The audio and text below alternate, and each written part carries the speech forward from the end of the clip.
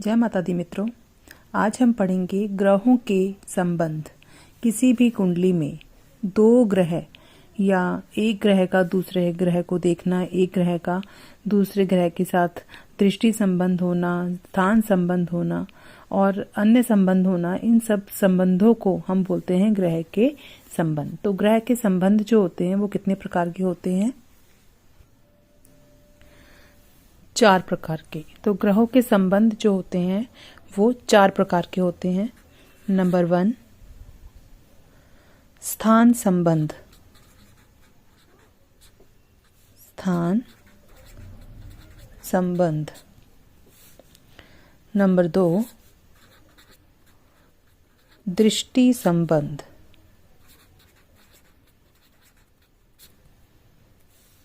Number 3, युति संबंध। और नंबर 4, एकांतर संबंध। अब देखो, ग्रहों के संबंध में पहला जो संबंध होता है वो होता है स्थान संबंध। जब दो ग्रहों का एक दूसरे के घर या राशि में बैठना, तो उसे हम कहते हैं स्थान संबंध। ठीक है, स्थान संबंध किसे बोलते हैं? जब दो ग्रहों का एक दूसरे के घर या राशि में बैठना स्थान संबंध कहलाता है। ठीक है, अब इसको जो है हम इस कुंडली के द्वारा समझेंगे। अब मैंने ये कुंडली बनाई है कर्क लगन की, जहाँ पे लिखा हुआ है नंबर 4।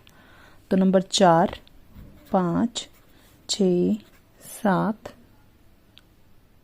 8, 9, 10, 11, 12, 1, 2, 3। अब देखो 4 नंबर जो होता है वो कर्क राशि का होता है। तो ये कर्क लगन की कुंडली बनाई मैंने इसमें, और यहाँ पे मैंने लगन में बिठाया मंगल को। ठीक है, और 10वें भाव में बैठा हुआ है चंद्र।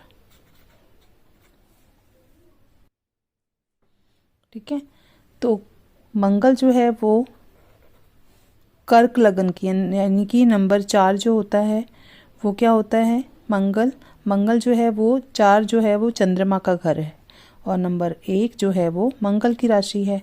तो इस तरह हम कह सकते हैं मंगल जो है वो चंद्र के घर में और चंद्र जो है वो मंगल के घर में बैठे हुए हैं। तो इस तरह हम कह सकते हैं ये जो हुआ इसको हम बोलेंगे स्थान संबंध, यानी कि चंद्र और मंगल, इनका क्या हो गया?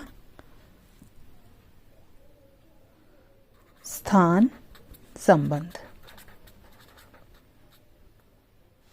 ठीक है, तो अब हमने ये देखा कि जो ग्रहों के संबंध होते हैं उसमें स्थान संबंध में चंद्र जो है उसकी राशि कर्क होती है और मंगल जो है उसकी राशि मेष होती है, यानी कि 1। तो इस तरह इस कुंडली में मंगल जो है वो चंद्र के घर में है और चंद्र जो है वो मंगल के घर में है। इसे हम बोलेंगे स्थान संबंध। अगला है दृष्टि संबंध। इसको भी हम एक कुंडली के द्वारा समझते हैं। एक कुंडली बनाई मैंने,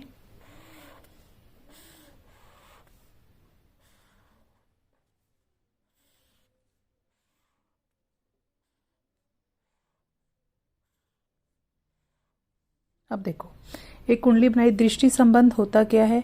जब दो ग्रहों का एक दूसरे को देखना जो होता है उसे हम दृष्टि संबंध कहते हैं। अब जैसे सपोज मान लो सूर्य यहाँ बैठा हुआ है लगन में और चंद्र बैठा हुआ है सप्तम में।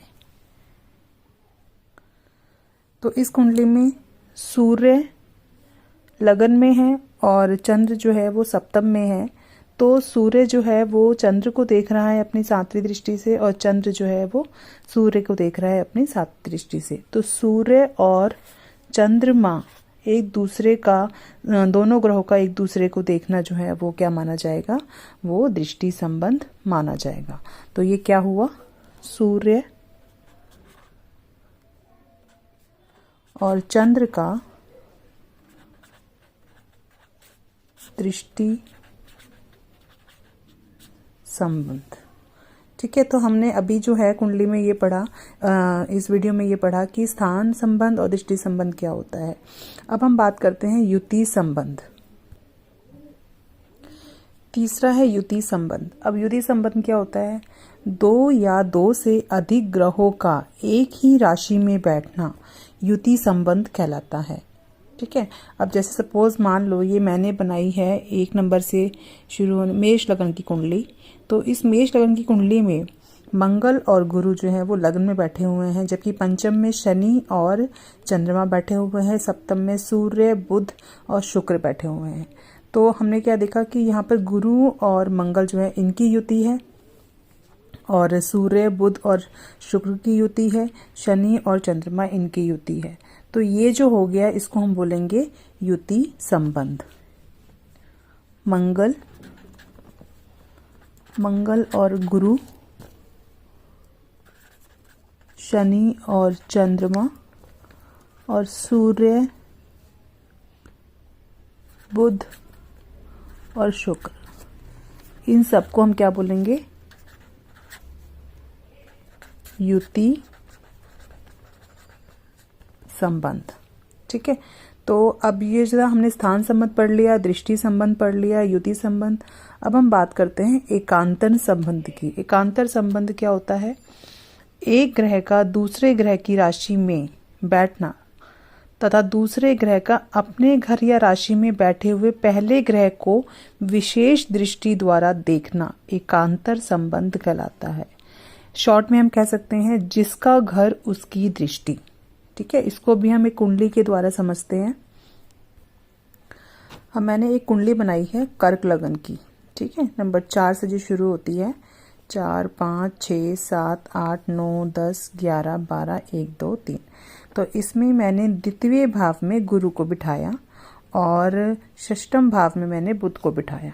ठीक है, तो यहाँ पर हम क्या देखते हैं, गुरु की, जैसे मैंने पहले की वीडियोस में आपको बताया था कि गुरु की 3 दृष्टियां होती हैं। कौन कौन सी होती है? 7वीं तो सबकी सारे ग्रहों की होती है, लेकिन 5वीं और 9वीं, ये 2 दृष्टियां जो होती हैं वो विशेष मिली हुई हैं गुरु को। ठीक है, तो गुरु की यहाँ से शुरू करते हैं, 1, 2, 3, 4, 5। तो गुरु की 5वीं दृष्टि जो है वो किस पर है? वो बुध पर है। तो ये क्या हो गया? इसको हम बोलेंगे एकांतर संबंध। ठीक है, तो गुरु की 5वीं दृष्टि बुध पर है, तो इसको हम क्या बोलेंगे? एकांतर संबंध। तो एकांतर संबंध में मैंने क्या बताया? जिसका घर उसकी दृष्टि, और ये 9वां घर जो होता है वो होता भी गुरु का ही है।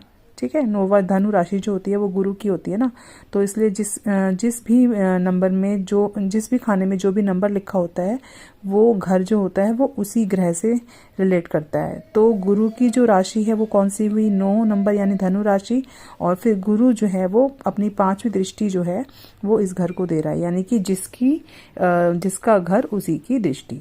तो इसको हम बोलेंगे एकांतर संबंध। तो आशा करती हूँ आपको मेरी ये वीडियो समझ में आई होगी, और अगर आपको ये अच्छी लगी है तो प्लीज़ इसे लाइक और शेयर करना ना भूलिए। और प्लीज़ अगर आपने मेरा चैनल अभी तक सब्सक्राइब नहीं किया है तो प्लीज़ मेरे चैनल को सब्सक्राइब ज़रूर कीजिए। धन्यवाद।